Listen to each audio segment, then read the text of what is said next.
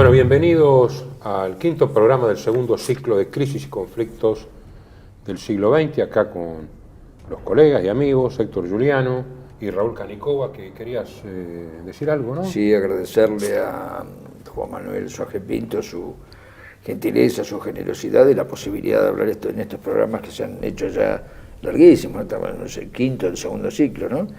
Así que hay que agradecerle a él, en fin, que ha puesto a disposición nuestra todo esto, y bueno, esperemos que todo salga bien, ¿no? Pero además, principalmente... Sí, recordamos a los amables, a la teleaudiencia, de que este programa también se hace gracias a ellos. Sí, claro, naturalmente. Bueno, habíamos quedado con el fin de la campaña de Noruega, pero que... Claro, no había terminado la campaña de Noruega cuando ya se largó el tema que va a ser el motivo de este programa, la campaña del oeste o batalla de Francia, al cual le vamos a dedicar los tres bloques. El primero para analizar los planes de operaciones de las partes, el segundo el desarrollo del conflicto y el tercero la rendición de Francia y sus términos, ¿no? O sea que por la parte de planes de operaciones, si querés yo hago un brevísimo... ¿O vos querías decir algo antes? Sí, yo quería decir que entre septiembre del 39 y abril del 40 existió ese periodo llamado la Drôle de Guerre, la guerra en broma, o la Sitzkrieg, la guerra sentada de los alemanes, donde efectivamente no hubo, salvo escaramuzas, operaciones concretas en el oeste, porque era como medirse las fuerzas, ninguno quería provocar demasiado una situación. Además la campaña de Polonia, que era lo más importante, tanto para Alemania como para los soviéticos, había desconcertado a todos, la rápida caída de Polonia, el hecho de que Alemania y la Unión Soviética hubieran tenido una operación conjunta, y bueno, había un debate muy grande en el Parlamento británico respecto de esto, y en Francia también, opiniones divididas. Pero hubo una guerra de panfletos muy interesante. Desde el mismo 3 de septiembre del 39, los ingleses arrojaron 13 toneladas de papel ese día, 13 toneladas de papel sobre Alemania, instando a cambiar el gobierno, a, digamos, que a hacer la paz, etcétera, etcétera, ¿no? Y el 27 de septiembre del 39 arrojaron 18 millones de octavillas sobre Alemania. Respecto de esto, el comandante Arthur Harris, que después fue famoso por ser el jefe del comando, del Bomber Command británico, comando de bombardeo, que sus colegas lo llamaban carnicero Harris, ¿no? Porque bombardeaba a la población civil. El único resultado que se obtuvo con incursiones propagandísticas fue satisfacer las necesidades de papel higiénico europeas de 5 años de guerra. Esas octavillas circulares eran tan estúpidas e infantiles que hubiera sido contraproducente que los conociera el mismo público inglés. Y sin embargo, perdimos hombres y aviones en territorio enemigo haciendo semejante estupidez. Está bien, Harris el lapidario fue uno de los tipos más duros y más controvertidos, pero tiene razón en esto.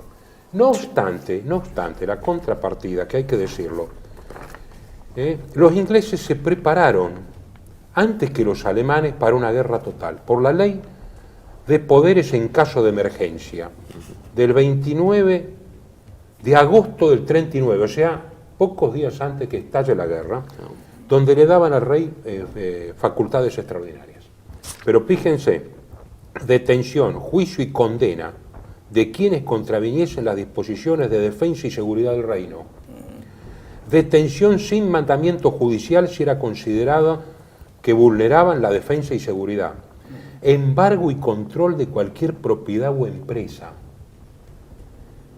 suspensión, enmienda o modificación de cualquier ley con abolición del habeas corpus. Durísimo. Y oscurecimiento a partir del 1 de septiembre de todas las ciudades inglesas. Bernard Shaw dijo: ¿qué agente del canciller Hitler nos va a obligar a vivir en la oscuridad el resto de la guerra? O sea, increpándolo, ¿no? Claro, no hubo bombardeos sobre Inglaterra, hubo algunos bombardeos ingleses sobre puertos alemanes, como Wilhelmshaven. Bremen, Hamburgo, Bremen, incluso claro. en febrero del 40 creo que hubo una incursión sobre Berlín, muy Sí, no, pero ya en el 40, yo digo en los primeros días. En los 3 primeros meses de la Primera Guerra Mundial, Gran Bretaña perdió más de 50.000 hombres. En los 3 primeros meses de la Segunda Guerra Mundial, el Cabo Friday, que lo alcanzó una bala alemana. Entonces, claro, ¿cómo no iba a ser una drôle de guerre si parecía que no pasaba nada, hasta que pasó? ¿Cómo vienen entonces las operaciones? Claro, a ver, ubiquémonos.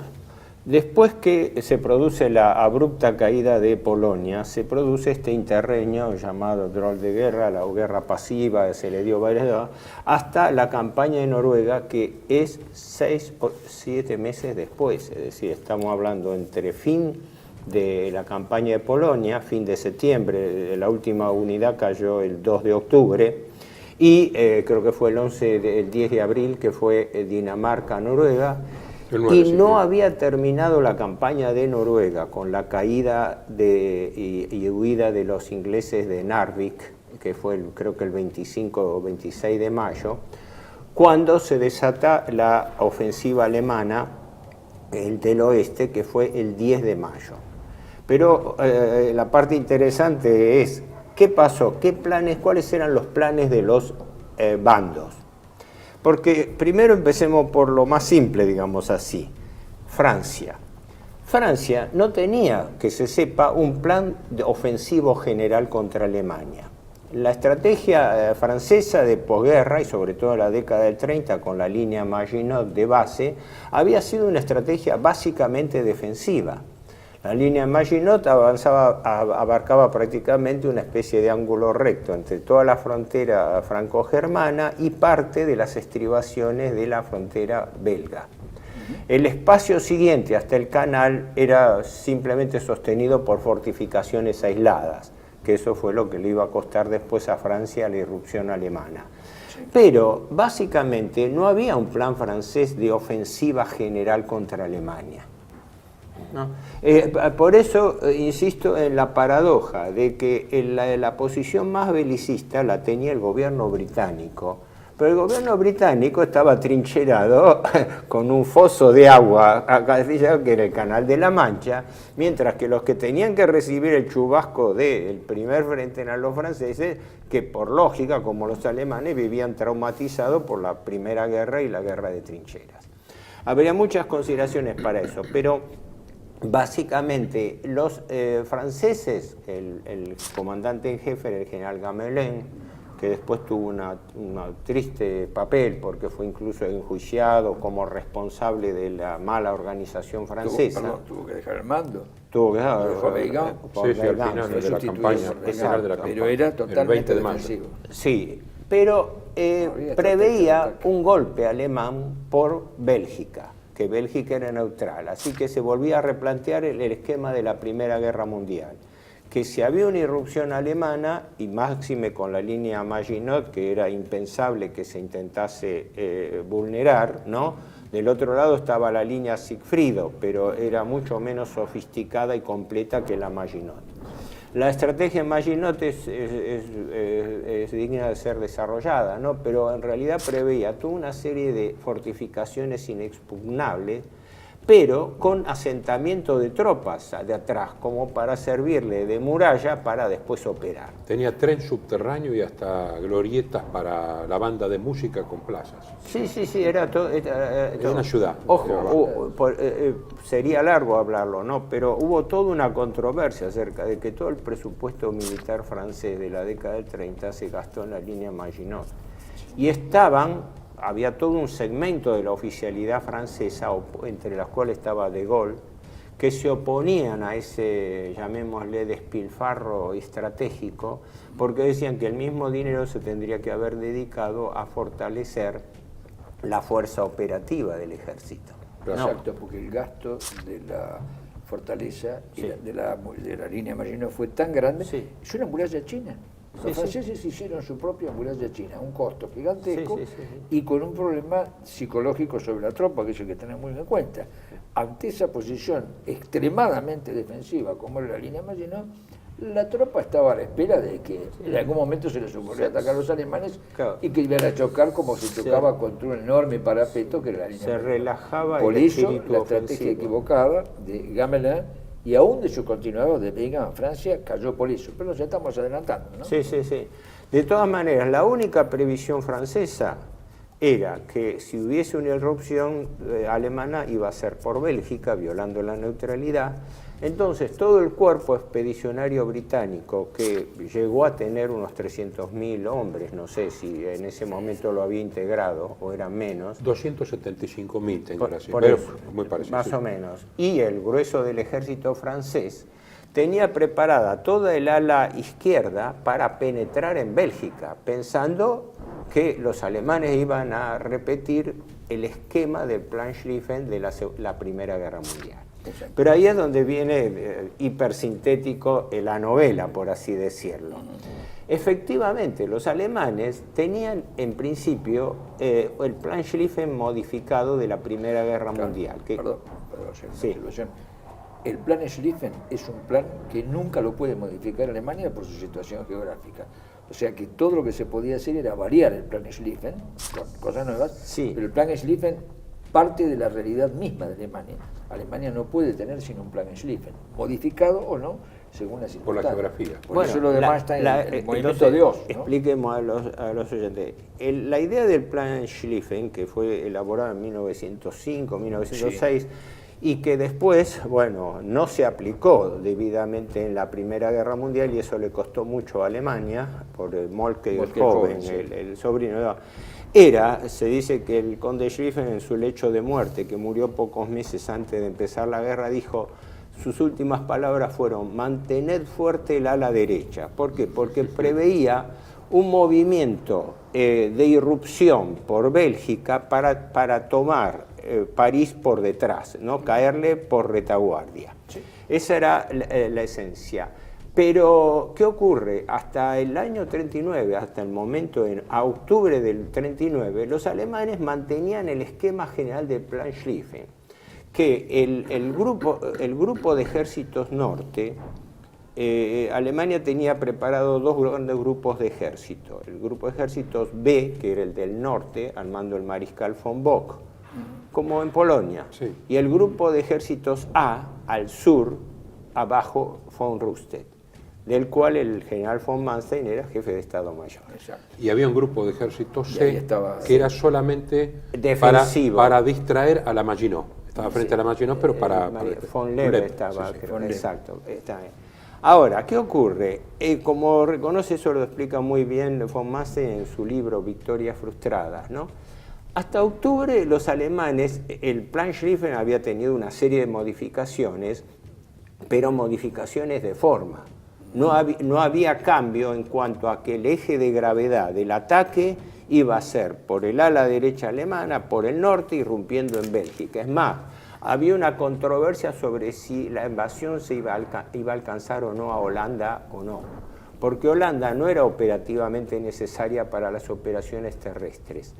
Pero el Estado Mayor de la Wehrmacht y Hitler en particular se interesaron en ocupar también Holanda porque había otro objetivo, el capturar la mayor línea de costas en el Canal de la Mancha y el Mar del Norte para poder después operar marítimamente por submarino y barco contra Inglaterra. Sí, sí. Frente a eso, Perdón, el talón de Aquiles, porque hubiera sido Holanda un talón de Aquiles. Cuando uno ve la geografía, evidentemente, si uno deja libre Holanda y tiene Bélgica, hay una contradicción. No es como tener una pierna sin otra. claro, además, Los dos talones de Aquiles. es claro, Bélgica después y de Holanda. la campaña de Noruega, uno se fija el mapa y ve perfectamente la media luna que cercaba a Inglaterra desde las costas de Noruega hasta lo que sería el Canal de la Mancha. ¿Sí?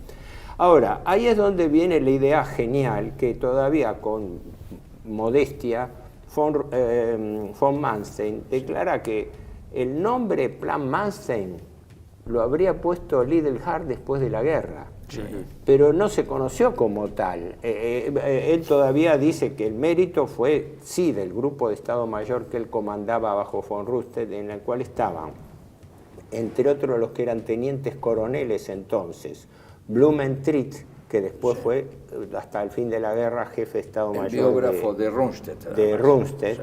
el teniente coronel von Treschko, que creo que después lo fusilan por el 20 de julio. Sí, sí. O sea, hubo un grupo de oficiales, pero el que comandaba y llevó el mérito justificado fue von Manstein. ¿Qué pasa? Von Manstein observa 3 o 4 falencias de pensar en repetir el esquema del plan Schlieffen. Primero, el de expectativa. Iba a ser la línea de ataque más esperada por el enemigo. Claro. Estaba anticipada. Y que fue así, es decir, por eso dicen, el error de Gamelin, el comandante en jefe francés, fue dar por cierto lo que hasta entonces era cierto para el propio ejército alemán, de que iba a haber una revival, una reedición del plan Schlieffen. Luego, que el objetivo fundamental era el de una guerra terrestre. En eso difería el comando en jefe del ejército, el comando der Herz, de la Wehrmacht, que era el Estado Mayor Conjunto, porque el Estado Mayor Conjunto miraba también a las operaciones, a las costas, mientras que von Manstein parte de la base de que esto tenía que ser enfocado como una guerra terrestre y tenía que elegirse un pivote de ruptura. Ahí es donde viene el gran cambio. Él decía, en lugar de concentrar las fuerzas en el grupo de ejércitos B del norte y hacer el golpe tradicional en profundidad por Holanda, Bélgica, Luxemburgo, ¿no? Y caer sobre el norte de Francia en las estribaciones más allá de la línea Maginot, que estaban a la altura, llegaban hasta Sedan más o menos. Sí, sí, hasta Sedan el llegó. espacio entre Sedan y el canal estaba abierto, digamos, permitía la guerra de maniobras que era el fuerte alemán, siempre lo fue. Desde la guerra franco-prusiana de 1870 hasta la segunda, el objeto era no empantanarse en una guerra estática de trincheras. Entonces, la propuesta que él hace es que el fuerte debía ser reforzado con un ejército adicional, no en el norte, en el grupo de ejército norte, sino en el sur, con idea de tratar de romper justo en el eslabón débil de la defensa francesa en la zona de Sedan, pasando por la zona del bosque de las Ardenas, que se consideraba por ambas partes intransitable, por los carácter boscoso y por orografía, porque era muy desnivelado. Y en efecto, en ambos estados mayores, el alemán y el francés, había sido, digamos, descartado porque era una zona no apta para operaciones móviles. Claro, sobre todo, claro, vos decís móviles por los movimientos de los tanques, claro. Exactamente, por eso hay algo que nos estamos olvidando, no sé si decirlo ahora un poquito después, que es la oposición de Halder al plan Manstein, y lo logra apartar por un momento, porque Manstein considera que igual pueden pasar los tanques por las Ardenas. No, es claro. Ahí está el problema. La clave de Halder le Manstein, dice que no, ahí está el problema, le dice que no, y ahí lo retiran. Sí. Es Hitler el que decide, después toma la decisión de recuperar, al aplazar el ataque de mayo, por correr unos días, retoma la idea de Manstein, lo escucha a Manstein y ahí lo adopta. Bueno, eso pasó después, el 17 de febrero, sí. Pero el origen de la cuestión es una sutileza muy importante. Von Manstein prevé, por ejemplo, la combinación entre la estrategia de von Manstein y la táctica de Guderian, que es el que va a aparecer ahora. ¿Por qué? Porque Manstein es el que concibe la zona vulnerable donde hacer lo que se llama eje de gravedad del ataque. Dios. El eje de gravedad. Pero, ¿Por qué? pero además con una vanguardia de formaciones blindadas. Claro, la pero punta no. de la lanza. A ver, así, pero yo digo, la combinación entre la estrategia y la táctica. Manstein pensó en la estrategia de que hubiese una zona de ruptura. Pero, ¿cómo lo hacían prácticamente? Ahí es donde Manstein interesa a Guderian, pensando en que las unidades blindadas podían tener autonomía, que es la innovación que se hace en el arma alemana, que hubiese unidades alemanas independientes. Exacto. Bueno, sí, lo continuamos luego del break. Un minutito nada más, Robo, para redondear esta idea. La idea de Manstein, cuando él ve esa zona de ruptura, supone, con acierto, que todo el grueso del ejército francés, al producirse la ruptura alemana por Bélgica, que se iba a producir, se iba a desplazar hacia Bélgica, de tal manera que la ruptura de Sedan le iba a caer en la retaguardia. Exactamente. Muy bien, exacto. continuamos luego.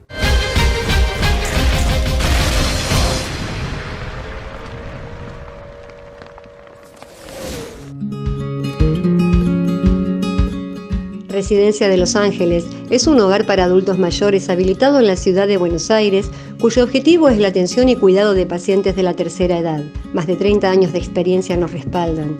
Trabajamos con dedicación para cuidar a nuestros abuelos y así ofrecerles la felicidad y comodidad que ellos merecen. Estamos en el barrio Villarreal, pasaje Francisco Bauzá 2372, casi esquina Tinogasta. Comuníquese con María al 11 61 70 45 38. Los esperamos.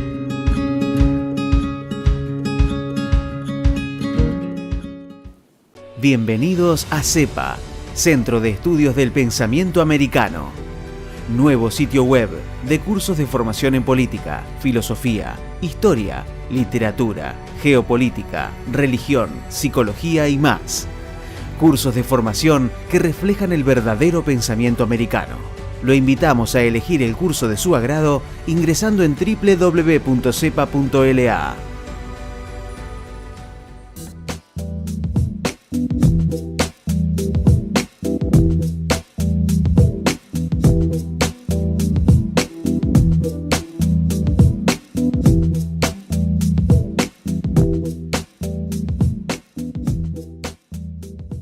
Decir siempre la verdad primero tiene un precio. Pero todos los días, en cada programa, en cada reportaje, en cada esclarecimiento, descubrimos que decir la verdad vale la pena. Decir siempre la verdad tiene un precio. Pero cada vez que recibimos tu apoyo, entendemos que seguir luchando vale la pena. Dependemos de tu ayuda. TLB1. Toda la verdad primero.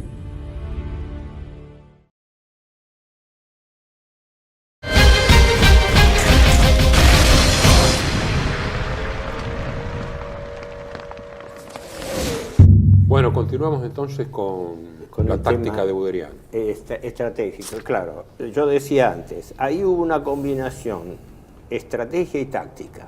La estrategia de von Manstein, que pensaba dónde iba a poder estar la zona vulnerable del dispositivo francés o franco-británico.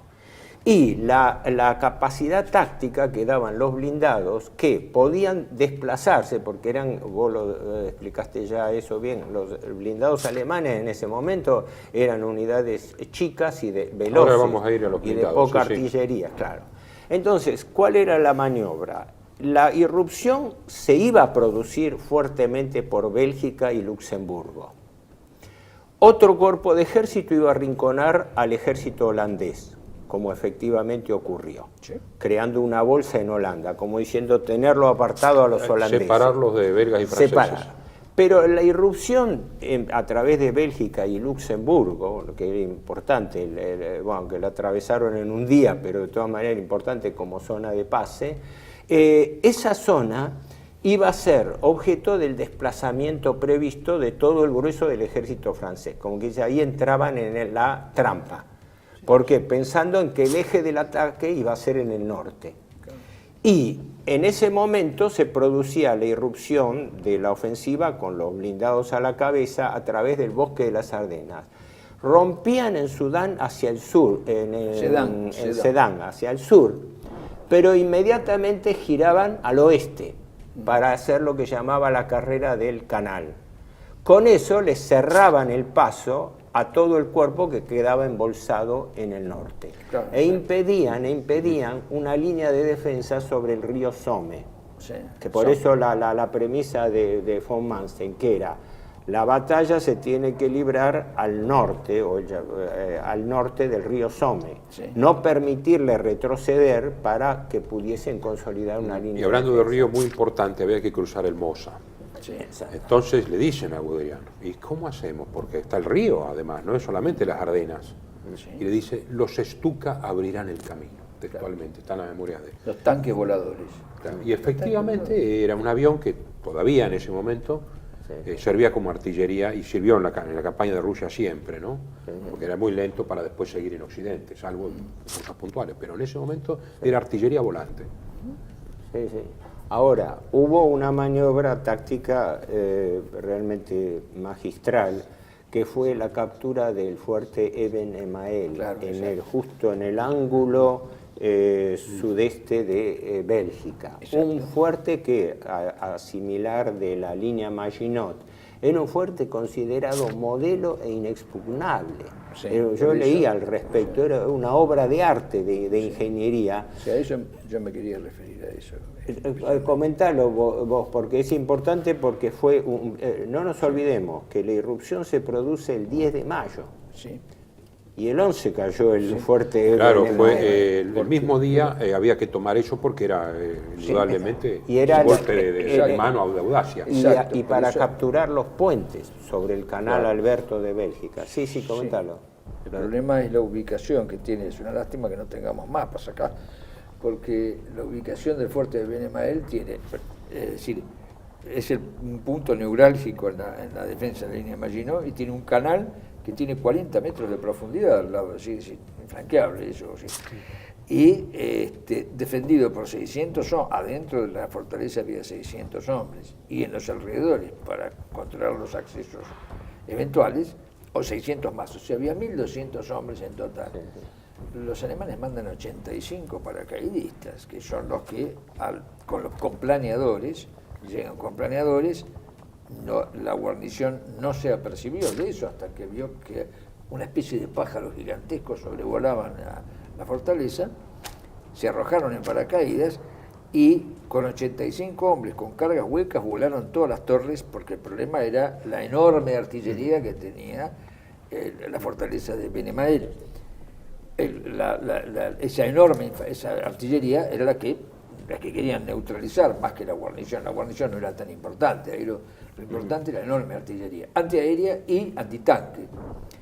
Bueno, eso quedó neutralizado por las cargas huecas. Y lo curioso es que casi sin bajas, porque tuvieron pocas bajas, los alemanes tuvieron 4 o 5 hombres, baja nada. Al mando un teniente, que fue famoso, fue Cruz de Caballeros, Witzig. Sí, exactamente, el teniente Witzig y el sargento Wenzel. Sí, realmente es increíble. Es un golpe de porque- comando. Un golpe, Porque exactamente. Un los golpe de planeadores comando. bajaron sobre los Bajaron techos. sobre los Claro, los porque techos ya que son tenían levemente Exactamente. curvados Eso es lo que y iba a abajo decir. está todo el armamento, pero arriba... Eso es lo que iba a decir. Pasó eso. Ahora, lo curioso es que los belgas, con muy pocas bajas, se terminaron rindiendo más que nada por el desconcierto. Es decir, el desconcierto es que esta línea Maginot, yo me adelanto a decirlo, pero en realidad afectaba, la línea Maginot y esas fortalezas afectaban el espíritu de las tropas, porque el espíritu de las tropas estaba en actitud totalmente defensiva y no beligerante, creyendo que las cosas se iban a solucionar sin guerra, un poco como le pasó al general Menéndez en Malvinas, ¿no? Todo esto se va a solucionar sin guerra, ya está, Sí. pero no es así. La coraza que ya era suficiente. La coraza era suficiente. Y no solo no fue así, pero lo que pasa es que eso produce una situación negativa en la tropa. En cambio, del otro lado, las tropas estaban en actitud de agresividad absoluta, de avanzar a cualquier costo. Lo de Guderian es ejemplar con el plan Manstein, o sea, las cosas bien organizadas, como explicó acá muy bien Héctor, pero con un espíritu de tropa que estaba dispuesto a perforar lo que se le encontraba delante. Lo de Ben Emael es un ejemplo, porque con 85 hombres, bien mandados por un comando, se logra neutralizar una posición, una fortificación como era la de Ben Emael, con 1.200 hombres en total, sumados los Pero, dos. mira, internos y dos externos. aspectos, uno político y otro técnico. Primero digo el técnico, así no me olvido el técnico era que el propio ejército francés se confió en que la fortaleza y el dispositivo de defensa iba a demorar cualquier avance alemán, de tal manera que le diese tiempo a que el traslado francés hacia el norte se produjera. Entonces fue también una sorpresa para el ejército francés, porque el ejército francés no preveía una caída nada menos que del fuerte de Ben Emael, que los blindados atravesasen en 24 horas Luxemburgo, Por que supuesto, es pequeño. por eso es que yo digo que estaba, es decir, el alto mando, Gamelin, Weygand, el cambio no significa gran cosa, Sí, sí. estaban convencidos que la línea, ¿cómo se llama? Que el Mossad y el Somme eran invulnerables, que no podían nunca llegar los alemanes ahí porque estaba esa línea de defensa. Esa mentalidad conductora de la guerra, porque digan no conductora de la guerra, es lo que se transmitía a la tropa, la actitud defensiva. Por eso se desmoronó el desmoronamiento, cuando se produce el desmoronamiento, después de que los tanques de Guderian rompen el frente en Sedan, las divisiones de infantería se desmoronan rápidamente. Los intentos heroicos, por cierto, del 9º ejército francés, ¿no es cierto? Y el segundo que estaba cerca. Y el segundo, claro, exactamente, fueron insuficientes porque se les disgregaba, se desarmaba como un merengue esto, ¿no? Como una, se disgregaba porque la tropa no estaba, no tentaba la actitud ofensiva, sino totalmente defensiva. Del 13 al 15 de mayo la ruptura, así que es inmediatamente después de la... Claro, Son 2 días. el fuerte cae el mismo 11, o sea, El mismo 11. se asaltó el 10 y en pocas horas se cae. Ahora, ¿qué había pasado paralelamente? Efectivamente, un ala del ejército norte, el grupo de ejércitos B, atacó Holanda. Y las tropas holandesas retrocedieron por el empuje alemán. Hubo un amago de defensa fuerte, porque incluso rompieron algunas esclusas para empantanar terreno, pero la lucha en Holanda duró 4 días. El día 14-15 capituló Holanda porque había sido embolsada justo en el ángulo y desconectada del mando aliado. Entonces Holanda no se podía sostener per se, y en consecuencia capituló a los 4 o 5 días, no sé, del 14 o 15 de mayo. Si te adelantaste, yo lo iba a decir. Y que el único error allí fue el bombardeo de Rotterdam, fue un bombardeo inútil. Según los libros sobre Luftwaffe, sobre la Fuerza Aérea Alemana, se ordena el bombardeo porque hay una resistencia, sobre todo en la zona de puentes, en el puerto, pero se le da la contraorden de regresar porque están las tratativas de paz, de rendición. Y una unidad no recibe la orden. No. Y es la que provoca el bombardeo, una ciudad medieval, con su aspecto y todo. Bombardeó el puerto, se bombardeó el puerto básicamente, pero alcanzó la ciudad ahí y quedó entonces un error, ahí fue un error, pero ese error vino precisamente no solo por esta contraorden que vos decís y demás, sino porque se creyó que estaba más fortalecido el puerto de Rotterdam que lo que en realidad estaba. Ocurre muchas veces en la guerra de creer que el enemigo es mucho más poderoso en un breakpoint, ¿no? Y ahí no están así. Exacto. Por eso yo lo califico de error, ¿no? Una cosa así es un error. Ahora, ¿cómo son las operaciones franco-británicas? El cuerpo expedicionario británico, como es lógico, defendía más sus intereses estratégicos que los de la campaña del oeste. Se mantuvo dentro del ala para proteger la costa, es decir, el desplazamiento británico era básicamente desplazarse sobre la costa franco-belga, ¿no? Mientras que el grueso del esfuerzo lo sostenía el ejército francés entrando. Sí, esa idea, perdón, ya la tenían los ingleses, defender hasta el último francés. No, en este caso era parte de las tropas en lucha, ¿no? Pero quiero decir, ellos defendían fundamentalmente el litoral. Y el ejército francés entonces, ante la embestida alemana, se posiciona fuertemente en el norte, o sería noroeste de Bélgica. Eso ocurre en los primeros días de combate, porque desde el 10 hasta el 14. Hay sobre el supuesto de que el eje iba a estar allí, como en el viejo Plan Schlieffen. Ahí iban a pelear. Exactamente. Y ahí es donde reciben la sorpresa táctica de que el día 14 o 15 es cuando se produce la irrupción de los tanques de Guderian en la zona de Sedan. Claro. Ahí es donde se produce un desconcierto en todo el dispositivo de defensa francés, porque los tipos se dan cuenta que habían adelantado todo el ala izquierda al territorio belga y resulta que pensando que toda la parte oeste y noroeste estaba cubierta y le caen. Ahí se producen fuertes luchas. Si no me equivoco, creo que el mismo De Gaulle estaba en un... Hay un combate de tanques en Gembloux, que no sé bien dónde está ubicado, porque es un lugar muy pequeño. Al norte de Sedan. Al norte de Sedan. En donde acá hubo lo podemos decir, un ingeniero Pinceman estuvo a las órdenes de Gaulle. Era jefe de un grupo de blindados pesados, porque ahora vamos a hablar un poco de los blindados, si me permiten. Sí, claro. Donde dijo que si bien los blindados franceses eran superiores en coraza y en artillería, el Char B famoso, a los alemanes, claro, la capacidad operativa, el hecho de tener un solo hombre en la torreta, sin radio, salvo el comandante del grupo, pero que enlazaba con otros comandantes de grupo. Los alemanes tenían radio en todos los blindados, por lo menos en los blindados importantes. Bueno, fue y le devolvió los pocos tanques que le quedaron, digamos, insultándolo a De Gaulle, que nunca lo tuvo bien visto, por eso se había refugiado en la Argentina después. Sí. Pero es un dato de primera mano. De Gaulle, que había sido un teórico del arma blindada, ¿sí? Había sido un equivalente de Fuller y de Guderian, claro. Hace un contraataque ahí,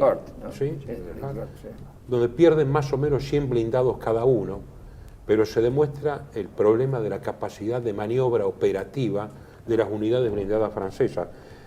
Yo acá tengo técnicamente, ¿no?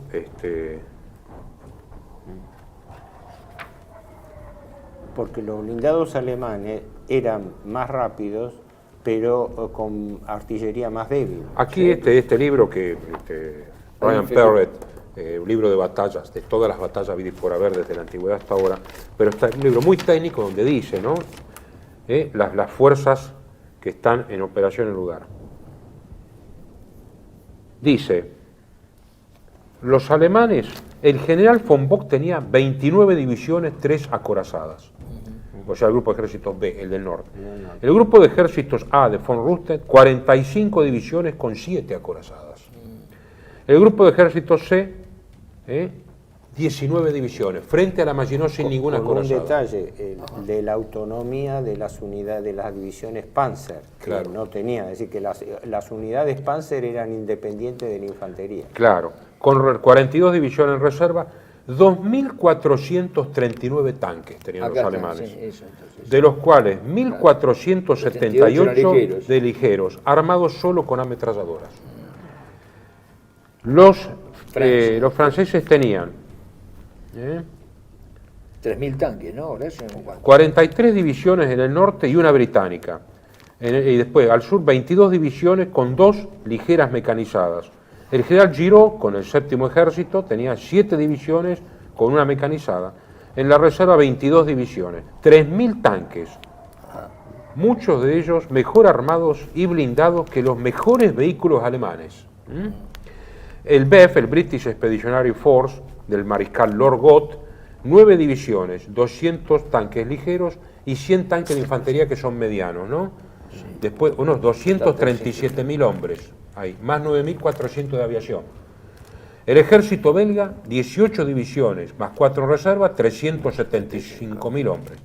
Y el ejército holandés, que ya se había rendido, 8 divisiones con 2 reservas. 250. Es decir, más o menos las fuerzas estaban equiparadas en alrededor de 3 250.000 eran los holandeses, ¿no? Sí. Aunque en general, en cantidad, no en calidad, en cantidad, tanto en blindados como en motorizados, y no sé si incluso en cantidad de aparatos aéreos, en cantidad, el bloque occidental tenía más material que el alemán. Sí, además de que fue una constante toda la guerra. El tanque Char B tenía un cañón de 75 y uno de 47 en torreta y uno de 25 costados. Claro. El S-35 de 47, eran buenos, muy buenos tanques. El Matilda inglés con un cañón de 40, pero era un blindaje que solamente después los tanques tipo Panther y todo superaron, era puro blindaje. Eran difíciles de maniobrar, tenían un gran problema de comunicaciones, mientras que los alemanes primero tenían la artillería volante, el Stuka, que ablandaba el camino, y después la velocidad de los tanques, el T-38 checo, que fue quizá el mejor tanque liviano rápido de la guerra, que era el que avanzaba, avisaba, entonces venía el Panzer III, que era el clásico alemán con cañón de 50 milímetros, y el Panzer IV, que era lo mejor que tenía, con cañón corto de 75. Claro. Pero muchas menos unidades que... Claro, pero algo que no sé si dijiste, Gracito, que es el hecho de la comunicación que había entre los tanques, que por ejemplo sí, en el lado francés eso era un problema tremendo, la logística funcionaba para el demonio, donde estaban los tanques no estaba el combustible, donde estaba el combustible los tanques no pasaban, y los franceses... Por eso quedaron, muchos generales fueron capturados. Sí, por eso fueron capturados, pero hay un caso muy curioso que es cuando se rompe, es una anécdota por supuesto, pero ilustra este tipo de situación, que es cuando se rompe el frente en Sedan y empiezan a pasar los tanques.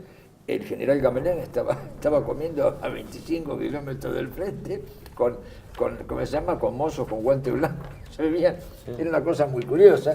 Y le dijeron, mire, están llegando los tanques alemanes. No sé si llegó al postre, el café no llegó, tuvo que irse. Pero es una cosa increíble, ¿no? Ahora, la irrupción, producida la ruptura de Sedan y la sorpresa francesa, ya ahí hubo una especie de conmoción hasta psicológica en el Estado Mayor francés, porque se daban cuenta, o no sé si en esos términos, que habían caído en una trampa. Ellos habían supuesto que el golpe iba a venir desde el norte, y cuando creían que el eje de la encuentran que tiene una ruptura en el sur donde no tenían fuerzas para hacerlo. Exacto, perdón, la tragedia de Francia es esa. Es decir, esa sorpresa que vos decís, ese ataque de sorpresa, les derrumba toda la estrategia, porque solo tenían la estrategia esa. No había alternativas. Al no tener alternativas, claro. Pero ¿qué hacen los franceses? Primero sí, esta desorganización logística, porque la resistencia francesa en bolsones de resistencia y todo podía ser, pero desde el punto de vista estratégico, táctico, no decía nada. No. ¿Qué ocurre? Los tanques caen, eso es lo importante, caen hacia el sur, y los franceses temen incluso que giren hacia el oeste, hacia París. Tanto es así que a los pocos días, cuando se escapa el gobierno francés de París, ¿no? Porque la ven vulnerada, los tipos declaran la París ciudad abierta, porque pensaban que los tanques iban a volver a intentarlo de la Primera Guerra Mundial, es decir, una vez que cayeron hacia el sur, girar hacia el oeste a buscar a París, y hacen lo contrario, giran en fuerza todo al este en lo que se llamó la carrera del Canal. Ahí es donde no solamente desconciertan el eje defensivo, sino embolsan al ejército del norte. Y todo el ejército del norte, que franco-británico, queda embolsado. Ahí se producen todas batallas serias donde se van jalonando hasta el canal, hasta llegar al episodio notable que fue el tema Dunkerque. Que vamos a ir al próximo bloque, pero vamos a decir que el 27 de mayo capitula Bélgica y ahí queda totalmente desguarnecido. Ahí cuando los ingleses se preguntan, Lord Gore dice, ¿qué belgas cochinos? Y los belgas le responden, pero nosotros no tenemos un canal de la Mancha. Le ofrecen, además, pasar a Leopoldo III a Inglaterra, y Leopoldo III dice, yo me quedo al frente de mis tropas, me quedo a afrontar la situación, y se quedó. Sí, ahí habría para hablar mucho, pero hablamos del próximo bloque. Solamente esto. Leopoldo III ya había anticipado que necesitaba refuerzos, que los franco-británicos no le dieron. Entonces, cuando él capitula por su lado, le reprocha de que él tuvo que capitular porque no le dieron la apoyatura. Eso es lo que iba a decir. Importante. Perfecto, bueno, continuamos.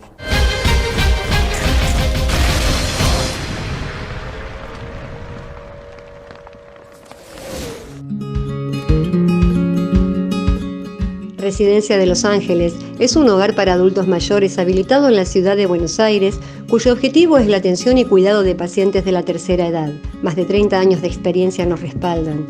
Trabajamos con dedicación para cuidar a nuestros abuelos y así ofrecerles la felicidad y comodidad que ellos merecen. Estamos en el barrio Villarreal, pasaje Francisco Bauzá 2372, casi esquina Tinogasta. Comuníquese con María al 11 61 70 45 38. Los esperamos.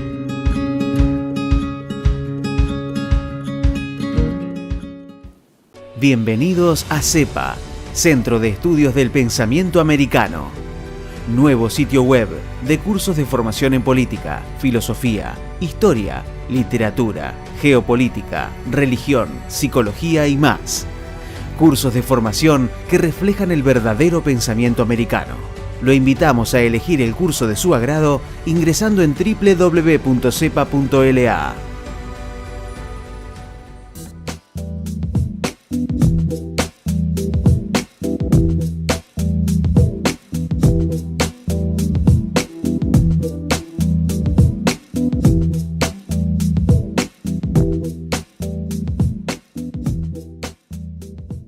Decir siempre la verdad primero tiene un precio. Pero todos los días, en cada programa, en cada reportaje, en cada esclarecimiento, descubrimos que decir la verdad vale la pena. Decir siempre la verdad tiene un precio. Pero cada vez que recibimos tu apoyo, entendemos que seguir luchando vale la pena. Dependemos de tu ayuda. TLV1, toda la verdad primero.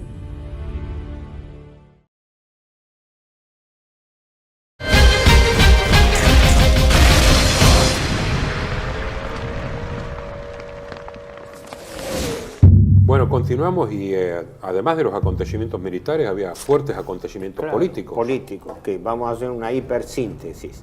Lo más importante de esto fue que el mismo día que se producía la irrupción alemana, caía en Inglaterra el gobierno de Chamberlain, que esa noche, entre el 10 y el 11 de mayo, debatía la destitución o el desplazamiento de Chamberlain por el fracaso de la campaña de Noruega. El cargo que le hicieron a Chamberlain fue haber fracasado porque ya Narvik estaba comprometida, retirada el escape de Narvik, como después se produce en Dunkerque, creo que fue el 25 de mayo, ¿no? Sí. Pero ya las fuerzas inglesas estaban comprometidas. Entonces Churchill, que hasta entonces había sido nombrado, dijimos, titular del almirantazgo, e Eden ahí irrumpen con el famoso Lord Amery, ¿no? Es decir, irrumpe la línea dura, el partido de la guerra, ya que se consolida propiamente en el poder.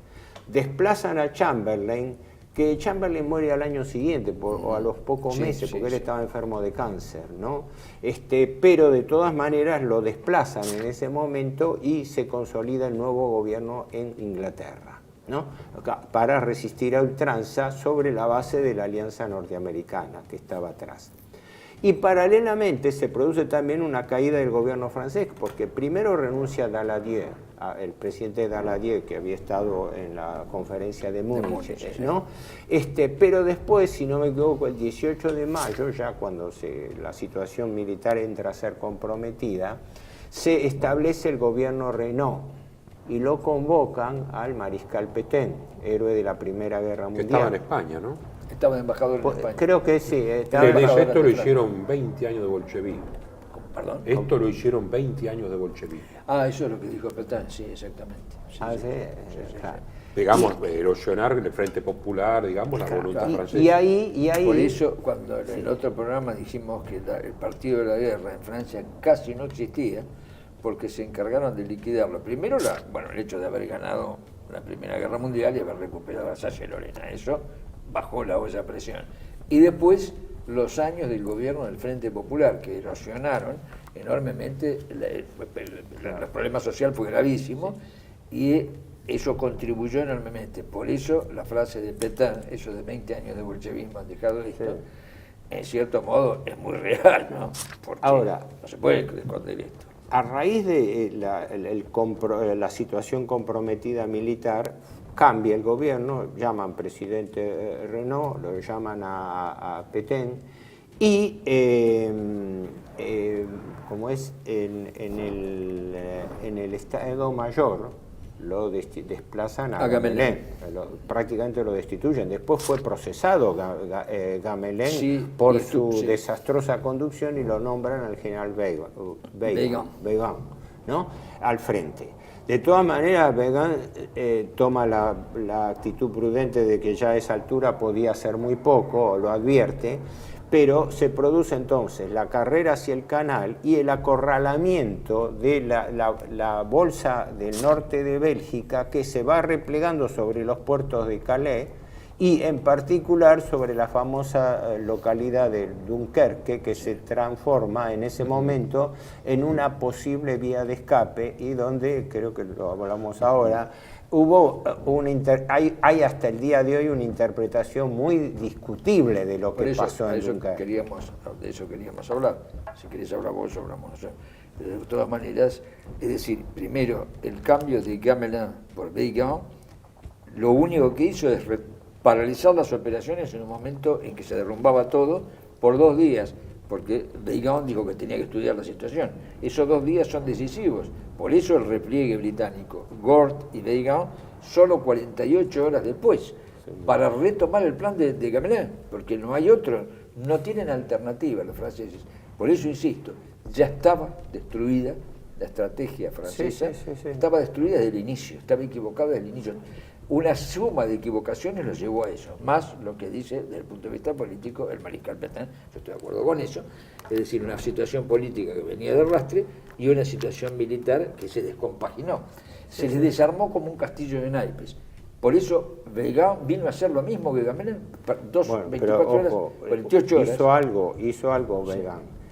Pensó en una línea defensiva justamente en el Somme, que se llamó la línea Weygand, que él no la llegó a componer, pero era la estrategia defensiva que él pensaba de última, de que no podía salvar la Bolsa del Norte, pero con las fuerzas remanentes se atrincheraban detrás del río Somme y también creo que el Loire y todo, como para tratar de frenar. Y los ingleses, para salvar la ropa, hacen un contraataque en Arras. Donde los escoceses, Rommel lo dice, mis blindados, perdí 19 blindados frente a los escoceses de faldita, de faldellín, la traducción española de faldellín, ¿no? O sea que hubo algunos encuentros, pero la valentía de algunos grupos no cambia la situación. Hubo actitudes heroicas. La clave ahí estuvo. Los cadetes de Somme. En que la idea era que Francia no cayese, sino que pudiese reconstituir una línea defensiva más al sur para salvar lo salvable, porque era el resto de Francia que estaba en juego. Y por eso ya era tarde. Claro, por eso la llamada línea Weygand no pudo llegar a constituirse, que era la clave. El ejército anglo-francés es acorralado en la zona de Calais y ahí es donde se produce el famoso episodio y la batalla de Dunkerque, que en principio permite la llamada Operación Dínamo, que la llamaron los ingleses, donde a mi juicio los ingleses trataban de convertir su derrota en una victoria aparente. ¿Por qué? Porque efectivamente por Dunkerque escaparon más de 300.000 hombres, pero escaparon bajo circunstancias muy especiales. Sí, pero eso nos queríamos referir, nos queríamos referir a eso. Bueno, ¿qué estrategia podían seguir el ejército alemán y sumando políticos, digamos, porque hay opiniones muy controvertidas, ¿verdad? Claro, exactamente. Hay una parte operativa que evidentemente los ingleses, dice muy bien Héctor, reembarcaron a esa gente, pero a duras penas podían reembarcar 20.000 personas. Dejaron todo el material, hasta el último tornillo. Pero aparte de material, si no se hubieran dado las el plan inglés era reembarcar aproximadamente 25.000 hombres. El campo se les hizo orégano cuando se frenó la ofensiva de los Panzer y se frenó el ataque sobre Dunkerque. Pero en realidad el plan inglés era un plan desesperado, no era estratégico, ¿no? Sino ya una caída que Lord Gort le pasó como a Weygand, pero en el otro aspecto lo que pasa es que Gort estaba antes y después. Gort hace una estrategia Weygand que fracasa y dice, bueno, lo último que podemos hacer es rescatar lo que se pueda de hombres. Y calculaban entre 20 y 30.000, 25.000 hombres. Si reembarcaron mucho más es porque hubo una detención. Yo pongo un signo de interrogación. ¿Error del alto mando alemán o una intención política que hizo un nublado sobre la cosa? Hubo un hecho militar concreto. Hubo una orden de detención de Hitler. Exacto. Que Guderian dice, la funesta orden de detención de Hitler.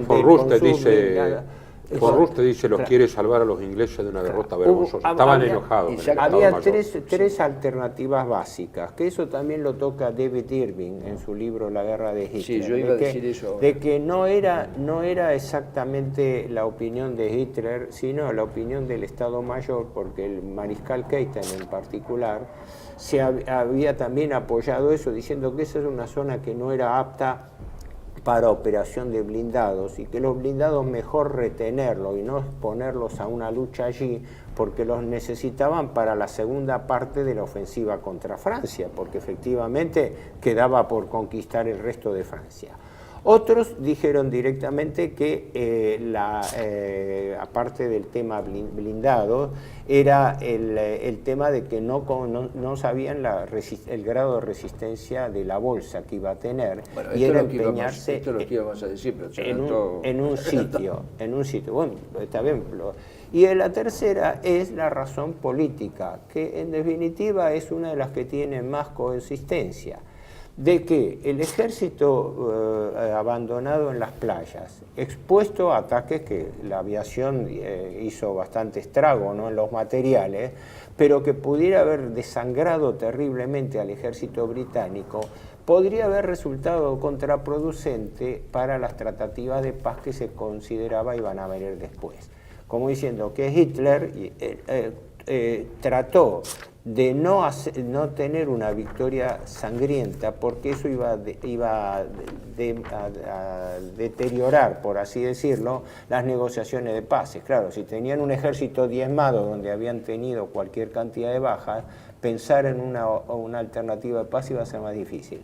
Esas son, en principio, las principales Y probablemente teorías. una conjunción de Y sí, esos factores haya sido también lo que permitió lo de Dunkerque, porque Claro. todo tiene un poco de razón. Es claro, sí. Sí, yo creo que una cosa no quita la otra, es decir, la cuestión militar es secundaria acá.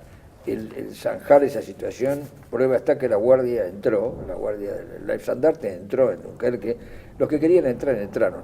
No había impedimentos mayores para los tanques, sí había, si uno visita esa zona, todavía hoy percibís que es una pantanosa y demás, pero no era un inconveniente, eso se hubiera solucionado con tropas paracaidistas, todo.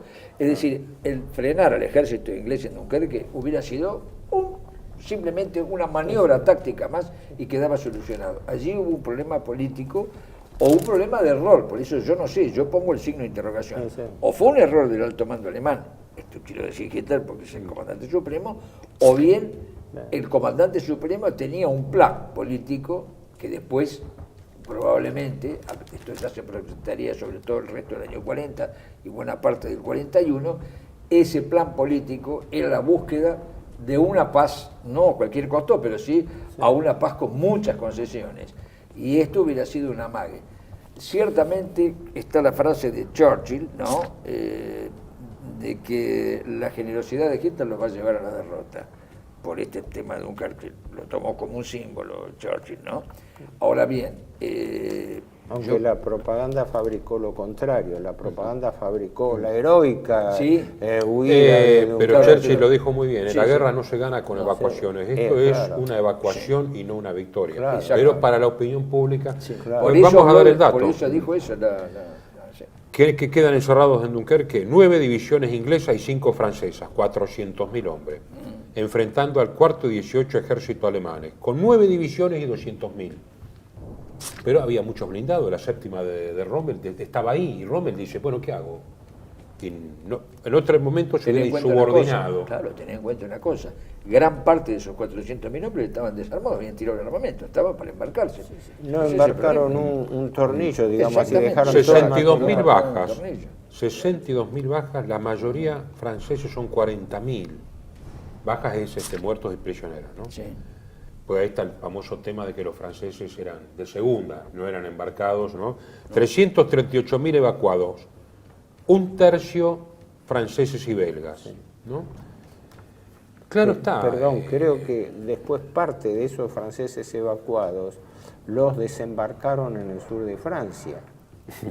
Claro. Parte de eso, Sí, no sí. fueron llevados a Se Gran pierden Bretaña. 6 destructores ingleses y 3 franceses y 19 dañados, 56 barcos de evacuación y 161 pequeños buques civiles. Acá hay un gran coraje civil de los ingleses a poner todos los yates, todo lo que hubiera, ¿no? Y hay 100 bajas de la RAF y de la Luftwaffe. La Kriegsmarine, que siempre se dijo, ¿por qué no intervino? No podía, después de las enormes bajas en Noruega, estaba en recomposición total. Los acorazados todavía no habían entrado, los grandes acorazados todavía, habían perdido muchos cruceros, no podían hacer demasiado. Ahora, esto envalentona indudablemente a los ingleses. Churchill se da cuenta que es una evacuación, pero a su vez le refrenda, digamos, su popularidad, porque vuelven los ingleses a casa. Así que Dunkerque es un punto de inflexión. Claro, no hizo la observación de Churchill sobre la generosidad de Hitler de hacer parte de la guerra, no la dijo en el Parlamento. Es una reflexión que está en sus escritos. Está en la memoria. Bueno, obviamente. Ahora, En el Parlamento él tenía una conducta, era la conducta belicista. Acá Absolutamente. ya hay una locución de Churchill el 20 de enero del 40, que es muy interesante. 20 de enero del 40, Churchill dice: ya que tenemos superioridad en los mares, los países neutrales que podrían ser víctimas de Hitler, ¿por qué de una manera espontánea y unánime, un impulso, por qué no se unen con los imperios inglés y francés contra la agresión y el mal? Es decir, esto es muy importante porque es muy, más allá de lo ideológico, es una conducta que observamos siempre en el mundo anglosajón, la ausencia de neutrales. De este lado está el valor, de aquel lado está el sin valor.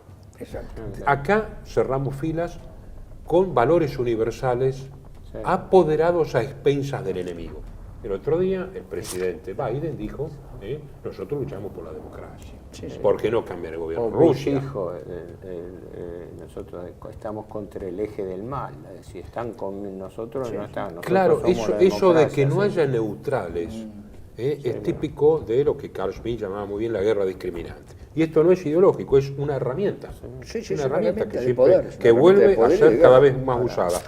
Y James Cromwell, en Estados Unidos, condena al gobierno alemán afirmando que Alemania descarada y abiertamente alteraba el orden social y económico que eran premisas en Estados Unidos, antes de la campaña de Francia. Calder Hall lo repudió públicamente, porque Estados Unidos aún no estaba dispuesto a tener enemistad con Alemania, pero sí, con la caída de Francia se altera de tal modo el equilibrio, incluso psicológicamente. A mí lo que me comentaba gente que lo vivió acá en Buenos Aires, la derrota del que se consideraba el más grande y mejor ejército del mundo por la herencia de la Gran Guerra, donde habían puesto todo, la verdad, los franceses, ¿no?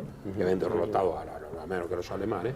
Entonces, fue un balde de agua fría en las clases altas argentinas, Victoria Ocampo, etcétera, que eran muy pro-francesas por cultura, ¿no? Nota a pie de página, ver Revista Sur de esa época. Es extraordinario. Ahora, ojo, antes que se nos vaya el tiempo, ¿cómo termina la historia? Militarmente ya Francia había quedado neutralizada. Si bien quedaban las posibilidades de defensa, pero eran defensas sin plan. ¿Cuándo entran en París? ¿Cómo? ¿Cuándo entran en París? ¿El 17 de mayo? No, creo que el 20 de junio. junio. De junio, Junio. 17 de junio, ¿no? Después, claro. No, porque las dos fuerzas acorazadas que avanzaban sobre París eran la de Hort, el general Hort, y el que entró primero, que entró en París, era el general Kirchner, cómico, el general Kirchner. Ahora, de todas maneras, París fue declarada ciudad abierta, así que no fue lucha.